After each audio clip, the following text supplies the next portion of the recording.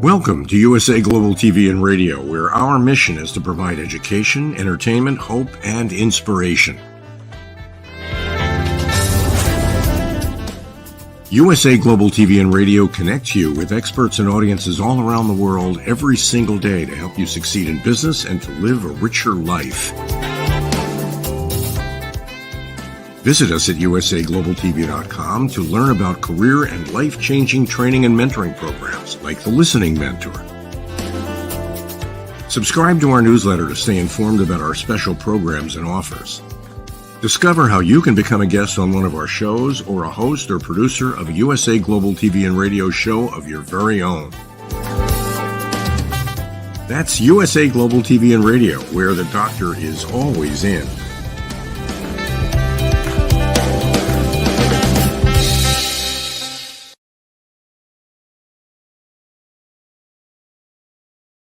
Hello and welcome home to USA Global TV and Radio. Our show today is Food and Our Emotions, and our topic is Purpose and Emotional Eating.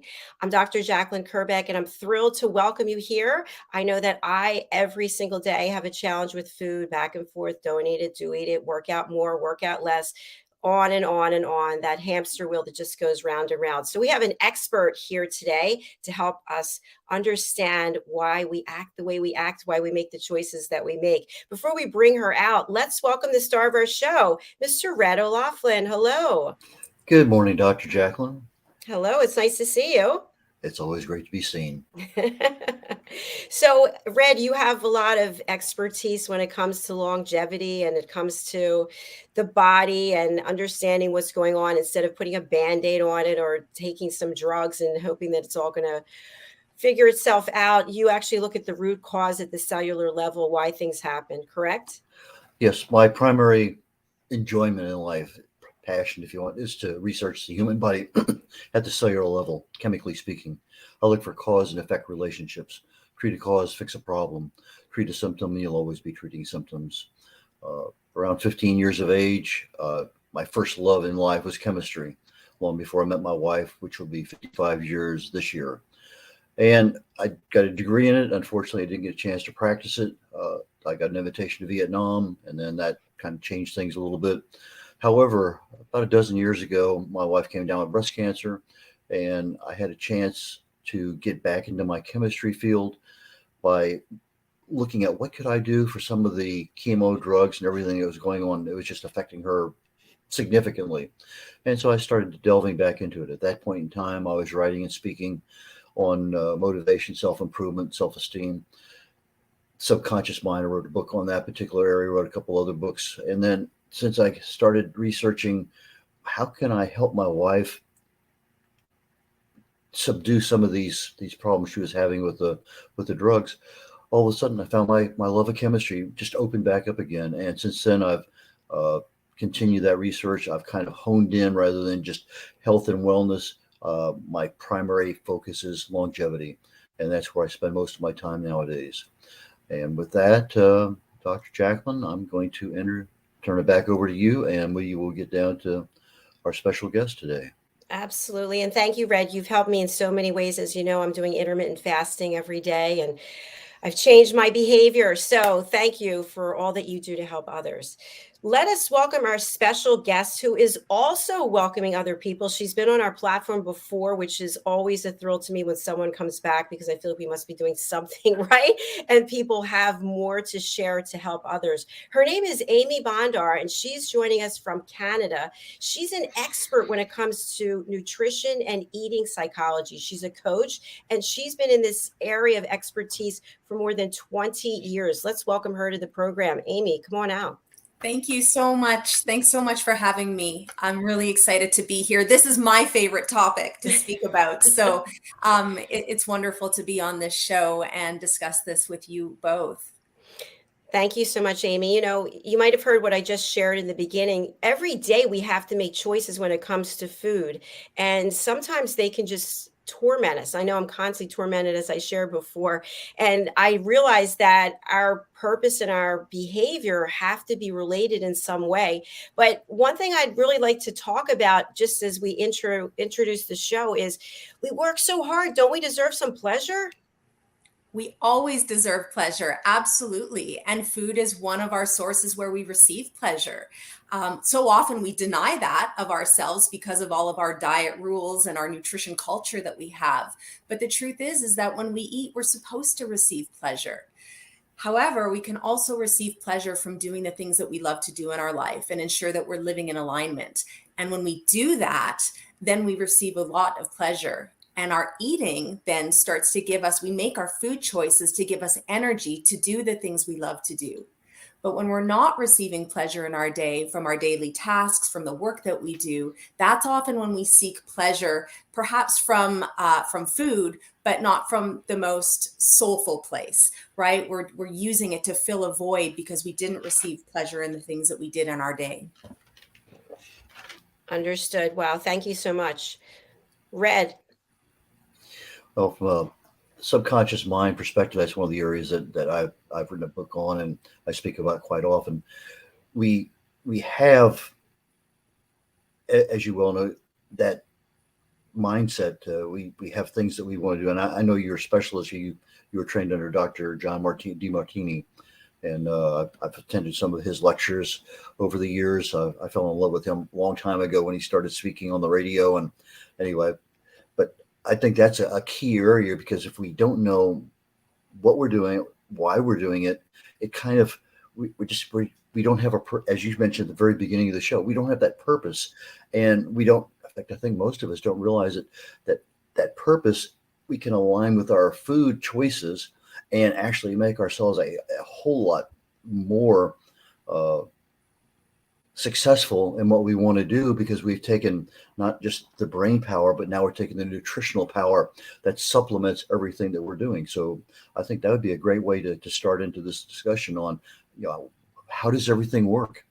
Yeah, absolutely. And like you, Red, I'm very fascinated and interested in getting to the root of why we have our struggles with food, why we have unwanted eating behaviors, stress eating, binge eating, emotional eating, cravings, and so forth. And often the root cause, it can be found in different ways. Sometimes the root cause comes from physical reasons, right? Because we might be deficient in certain nutrients, and so we crave certain food. Sometimes the root cause for why we eat and have unwanted eating behaviors is because we're not resolving the emotional stresses in our day. And sometimes the root causes for why we eat emotionally is because we're not fulfilled from a soul level. And so when we can figure out and determine which one of our cravings was triggered. Was it triggered from the physical? Was it triggered because of the emotional stress today? Or was it triggered from the lack of soulful pleasure and soulful nourishment, as I like to call it?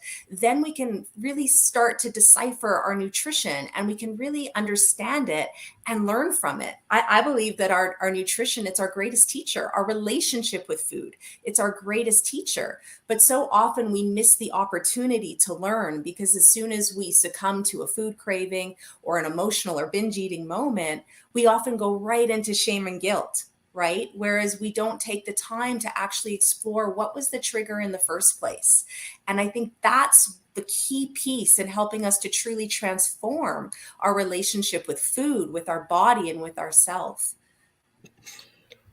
Well, I think a lot of time. Go ahead, Dr. Jacalyn. I was going to say, I agree, but I'm going to put this out there for both of you. And this is not about me, but I'm putting it out there as an example. I have ulcerative colitis. I have facial eczema. My face is completely swollen and messed up. I've been to 7 doctors. I've changed my diet. I think I am a very healthy person with the choices that I make, but for some reason, it can't get under control. So if I were to work with you, Amy, you would actually spend time understanding what I'm going through in my life, or what choices I'm making with my food, and how that could be related to what's going on with my body? Absolutely. I want to take a look. I do a deep dive into your nutrition. I also look at your nutritional biochemistry to take a look at if there's any imbalances, deficiencies, weaknesses in organ or hormonal systems that are contributing to the symptoms. And I also take a look at the possible unresolved emotional stresses and triggers that could be contributing to that as well, because I truly believe that our unresolved emotions are one of the number one reasons why we manifest illness, why we manifest symptom, why we manifest unwanted eating behaviors. And so when we start to resolve those emotions and identify what they really are, that can play a huge role in helping all that you're doing on the physical level. Because so many people chase the physical. I'm going to chase the diet, the supplements, all of the natural supports or medical supports, whatever is out there. But we often don't look at the possible unresolved emotional triggers. And when we resolve them, that's when the physiological body starts to shift. It can heal. And that's when all the nutritional benefits that you may be working so hard on finally start to fully work and do what they're most meant to be doing. Well, I'm glad we're going down this path, because I think a lot of everything that we do, we need to start with awareness. And that's kind of what we're talking about here.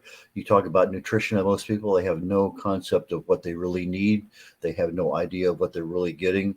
They have a habit. They get up in the morning, they have certain foods for breakfast. They know it's noontime. It's got to be time to eat.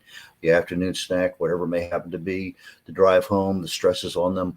All of those things have a factor. They have now relational issues as soon as they get home. They want to relax. They sit in front of the TV. Their exercise regime is spotty on a good day. And so there's just a lot of things that, if they were aware of how all these things interrelated, and how important it is to have a better education of a lot of these things. But it all starts with that very first thing. Okay, you talk about nutrition and mindset, and most people have no real concept of either one of those two or how they work together. And you're absolutely right. If you're starting out deficient in 10 out of 30 plus nutrients the body needs a day, and have no idea about it, you're never going to be able to get to that level of having a balanced nutrition across the board on everything.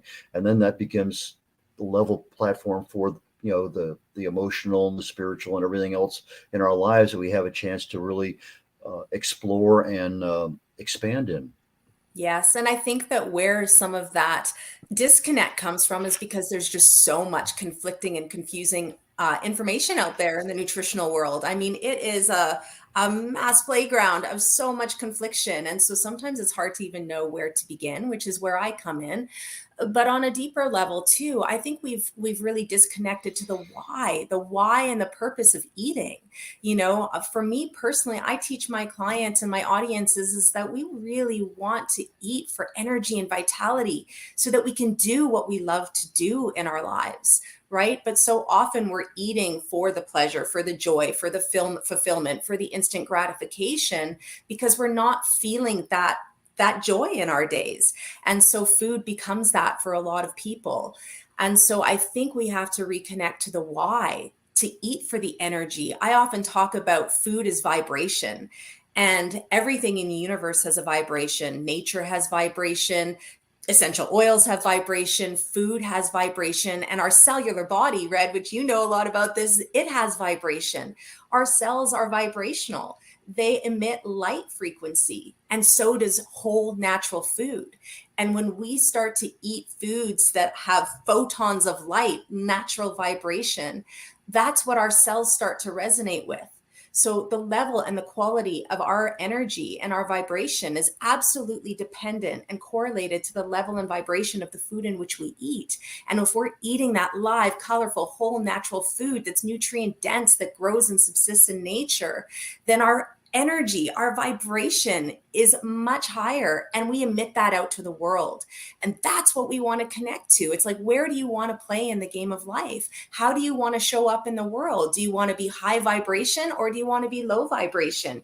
And your food is one of the things that allows you to be vibrational, but so does your purpose and your meaning in your life. And if we can get those two matched, we are very vibrational beings, and that's what we want to be.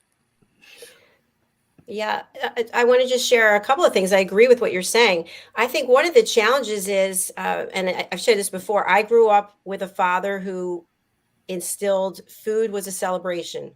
we're going out to dinner. We're going to be here for 4 hours. Don't bother us. We're dining. It's an event. And it was on a regular basis.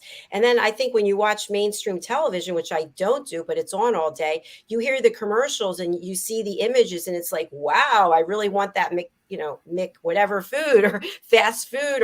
And so people are thinking that it's okay because it's on a television screen. So it must be okay. And what everyone else is saying doesn't make any sense. So I feel like in society, we need a shift also to promote more about what the role is that food actually plays in our lives. Absolutely. And I don't think a lot of times that we actually taste the food we have. We just gobble it down rather than, enjoy that mouthful of food where you can chew it and you have the textures, you have the flavors, you have a lot of things in there that can be enjoyed. But when you sit down and you're done 2 minutes later, because you have other things in life that are distractions, that also becomes a habit, and we never have a chance to truly enjoy the food that we have. Or we have the exact same food every single day, the exact same breakfast, the exact same, maybe 2 proteins a week that we stick with all the time. Or if you go out to eat, you have the exact same meal everywhere because you know that it's a good meal and that's what you want, but you still blast right through that entire meal without really truly sitting down. And as you talked about, Dr. Jacalyn and your dad, you're sitting there to enjoy things. Don't bother me. We're going to be here for a while. And that's not what we do. But if you sit down and you actually, and I think as purposely as Amy would say, you purposely want to be eating the foods that are going to align with what you want to do in life, align with your body, your mindset. Those are the things that now all of a sudden we get a much better lifestyle as to what's going on in our world. Agreed. Yeah. So Amy, when you work with your clients and they come to you, is it typically a situation where their whole life has to be unpacked? Where it's just like you were a small child and this happened and that happened. I mean, I know every case is different, but is it really where someone comes to you and is exhibiting signs of something that's wrong and then you have to figure out going back to childhood? Not necessarily all the way. I mean, again, as you said, everybody is different. But yes, I am really trying to take a look at the root of why somebody is manifesting with the symptoms that they're presenting with, why they're coming to see me, or why they're having maybe weight challenges, or why they can't seem to just stick with their nutritional path because they always veer off with emotional eating or stress eating.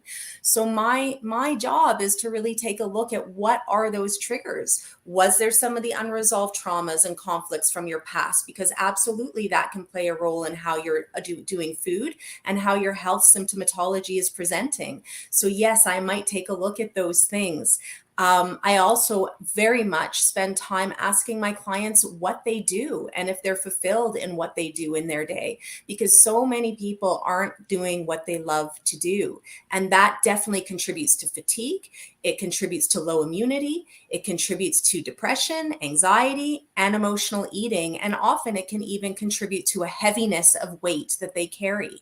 So I'm looking at the possible physical reasons through poor nutrition, poor nutrient intake. I'm looking at the unresolved emotional triggers, and I'm looking at the possible unfulfilled soul. When the soul is not living on path, when it's not doing what it's most meant to be doing, that's when our body gives us physical feedback through symptoms to try to get us back on path. Sometimes those symptoms are emotional eating ones as well. So our emotional binge moment might be the knock on the door to say, hey, what you did today in your day wasn't fulfilling. It was challenging your highest values. It wasn't, you're not on mission. You're not doing what you love. And so that's where the work begins. It's not in eat this, don't eat that. It's really about let's resolve that stressor. Let's look at that. Let's ensure that you're living on path and purpose so that then the relationship with food naturally starts to shift and change. I think that's a good road to go down. In fact, it looks like it's almost time for our break, but I'd like to know more about how you lead your clients through stress management, because there's a lot of ones out there, some more effective than others. And I'd be really interested to learn more about that part, because unless you resolve the stress, things are going to continue to to unwind, so to speak. Definitely. Yeah, Amy, do you want to touch on that now? Sure. So one of the tools that I use, as you mentioned, Red, is that I'm a facilitator of the DeMartini method. I've trained with Dr. John DeMartini for 20 years. And this is a very specific methodology that helps you shift your perceptions. It helps you take a look at events in your life, circumstances, people, events that have triggered you and that have contributed to your stress. And we shift it and we look at it from a different light. We use different universal laws to understand how to ask different questions to see an event in a different way. So often when something stresses us out, or if we're worried about something or angry about something, we only see the negatives of that situation. We see it as all bad, all wrong. It's disturbed us. It's created us and put us into a victim circumstance. And what my job is to do is to help show people that even in the greatest challenges, there's always blessings, teachings, growth to be had. And so as we start to equilibrate that situation, as we start to balance it and see that, yes, that challenge, that stress definitely had some negatives, but it also had some teachings, benefits, blessings, and you grew from it. If we can see and find gratitude in why that situation happened the way that it did, then the physiological body starts to relax. And when we can equilibrate the mind, we equilibrate the body. That means the nervous system starts to regulate. That means our hormones start to regulate. That means our cellular body starts to become more balanced. And when that all happens, physiological body shifts, right? We start to gain health and wellness again. So much of our stress and tensions within the body are lopsided perceptions in the mind. And when we balance the mind, we can begin to balance the physiology. So that's one way that I can help my clients start to resolve some stresses. Yeah, thanks for sharing that. I think that makes a lot of sense. Sometimes I feel like, not just with myself, but others I know well, there's that tug of war between the intellectual perspective and being able to see what the situation is and understanding the situation and seeing the pros and seeing the cons. And then that emotional component that is just going, no, I'm going to win, and kind of pulls us down. So maybe we can talk a little bit about that when we come back from the break. For sure. All right. Stay with us. We will be back with food and our emotions right after this break. Imagine yourself at our very first retreat. Live, learn, teach, and inspire alongside your hosts, Dr. Jacalyn Kerbeck and Philip Sykes.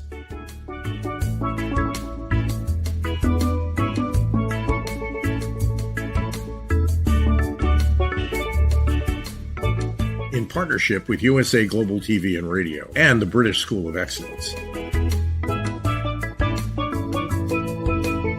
Coming soon in 2023. Email us at info@usaglobaltv.com for more information.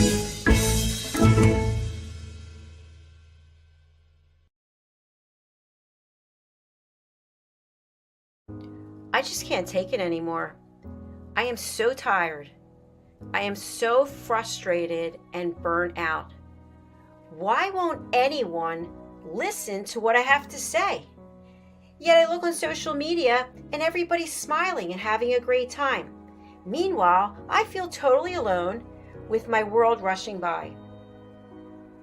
Guess what? Great news. You have a choice.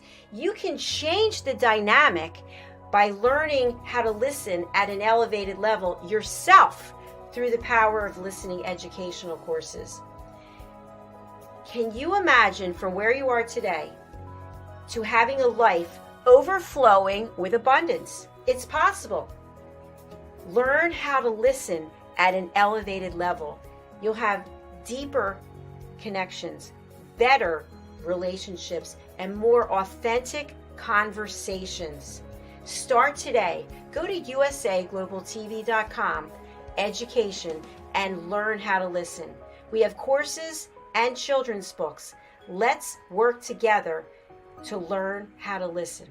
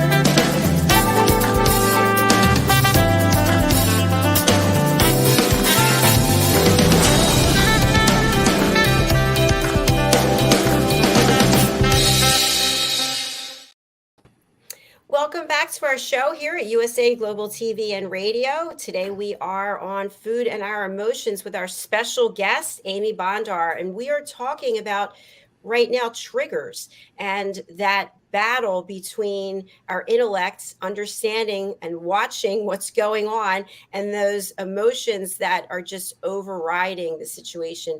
Amy, what can we do when that happens?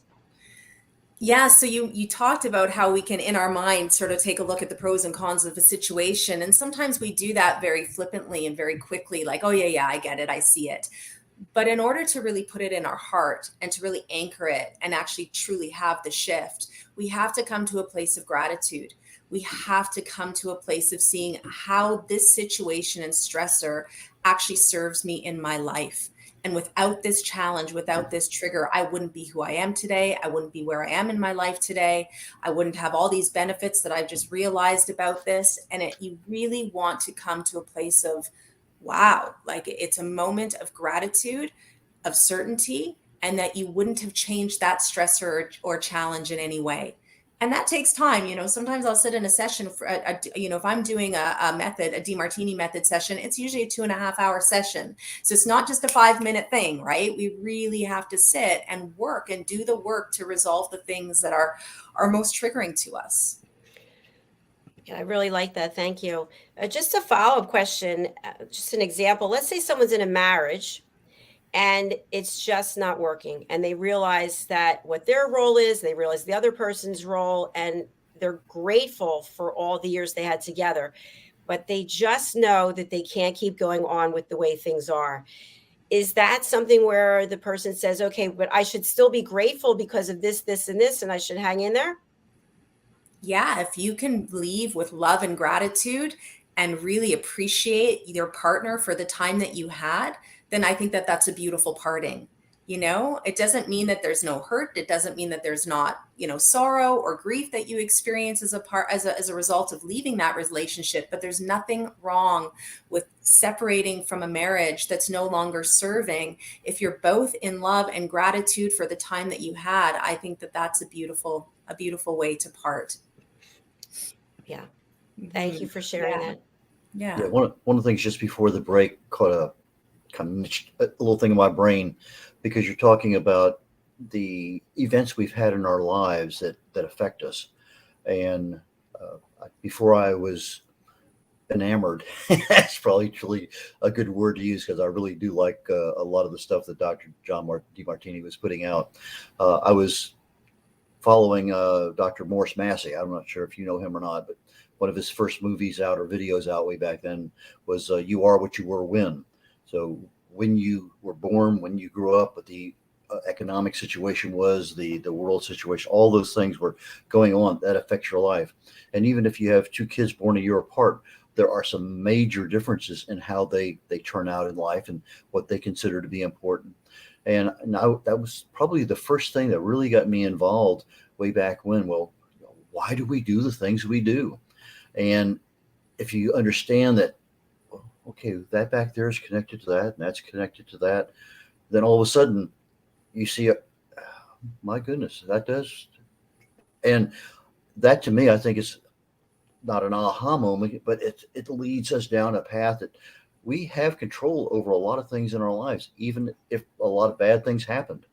And I think that's a major step forward, particularly when we're having problems with weight. I mean, there's something in there in the back of our mind that's creating a problem, or we have a problem with relationships, or we have a problem with, ungodly number of things. Just we have problems, but we don't know why we have problems.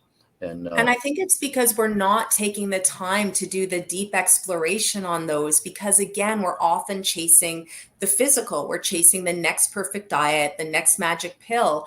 And yet we're not actually spending time to look at the deeper dimensions in our lives that aren't feeling right, that aren't in alignment with us. And when we do that work, that's when we have the greatest success. The long-term success that I see with my clients are the clients that do the inner work. They resolve the emotions, They're ensuring that they're living on path, ensuring that they're living on purpose and in point and in alignment with what their soul is really asking.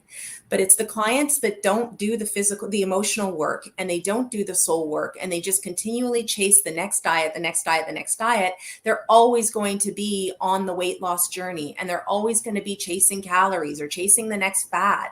And it never, ever resolves what the core meaning is behind why they're having struggle with their relationship with food, or why maybe that last 10 pounds of weight won't be shed, because there's still some inner work that needs to be released.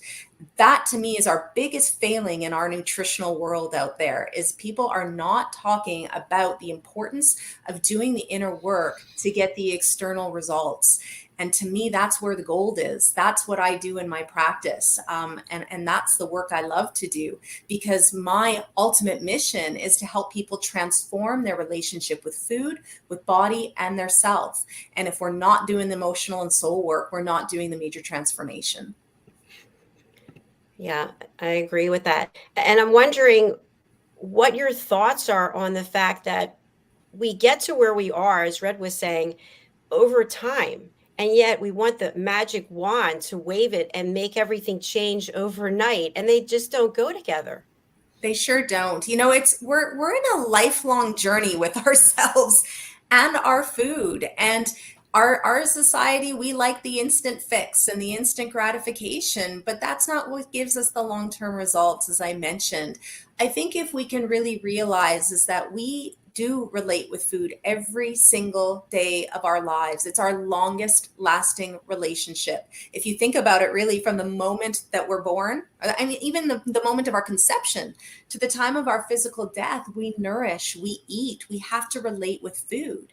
And so this relationship really is here with us. It's our greatest guide. It's our greatest teacher, but we haven't been taught to listen to its messages. We haven't been taught to say, okay, well, when I have a craving, what does that mean? Is it physical? Is it emotional? Is it soulful? When I have a binge moment, we haven't been taught to just sit in the pocket of that and really explore the trigger behind why that happened, right? We just move right to the shame and guilt. So I think if we sort of take a different look at how we do food and how we want to relate with it throughout our life, we can really change that behavior of needing to be in the instant fix and realize that along the way, we're going to have ebbs and flows with our diet, ebbs and flows with our eating moments. But as long as we're conscious about it and understand the teachings that it's meant to be giving us, that shifts how we do food forever. Amy, there's one thing I do every month. That's a 72-hour fast. Sometimes it ends up being 150 or more. But when I'm on that, I'm focused. I know what I want. I know why I'm doing it. And I could be driving down the street and smell Chinese food or burgers or whatever, and zero cravings. I mean, absolutely none. Yet if I'm just by myself out driving with my wife and all of a sudden that aroma comes wafting through the car, I can feel something, and my focus is not on what that goal was for that period of time. It's just an open focus. And I'm not going to say it's a craving, but it's certainly being recognized. And there are times when I actually do have cravings. They don't last very long, but there's a reason why they occur. And those cravings, as you say, if our mindset is focused on what we want, those things come and blow right by and we never even recognize them. And I see that all the time, particularly when I'm in between my fasting states each month. It's so apparent to me that sometimes, okay, fine, I don't need that. That smells good. Maybe I'll give some thought to that. Well, you said something really interesting in there. You said when you're in your fast, you know why you're doing it. So when you're in your fast, perhaps I assume you're doing it for the longevity, because you're doing it because you really value your health. You're wanting to get to a rarefied and cleansed state. You want to make a shift in your physiological body. So you're choosing that fast from an inspired state because it's a very high value to you. Versus when you're in the car with your wife, you're probably in traffic, maybe doing a mundane errand or task that you don't really want to do. And so your vibration at that point, your mind, is your lower mind, is sort of acting up a little bit, right? When you're in the fast, you're in your higher mind. But when you're in the day-to-day mundane life of traffic and errands and just kind of doing whatever, then all of a sudden that aroma from the fast food starts to show up and you're triggered. Because in that moment, you're not in pleasure and joy, right? In the moment, you're like, I need some instant gratification to make me excited because this drive right now is really boring, or because I really don't want to be going out to do what we're going to be doing. And so you need the quick fix of the food to bring the pleasure. So can you see the difference that when you're in the higher minded place, and that doesn't mean you always have to fast to get up to that place, right? Often when we're doing what we love, we're in that place. When we're doing what we love, we don't crave. When we're doing what we love, we don't want emotional eating moments. We don't have them. When we're doing what we love, we're not eating stressfully. We're just not. We're eating from an inspired place. So there's a huge difference. And that's what we want to be conscious of. Am I, doing what I love? Am I using my food to give me energy to do that? Or am I doing things that I feel I have to do, I need to do, I should do, I must do? And that's very gravitational.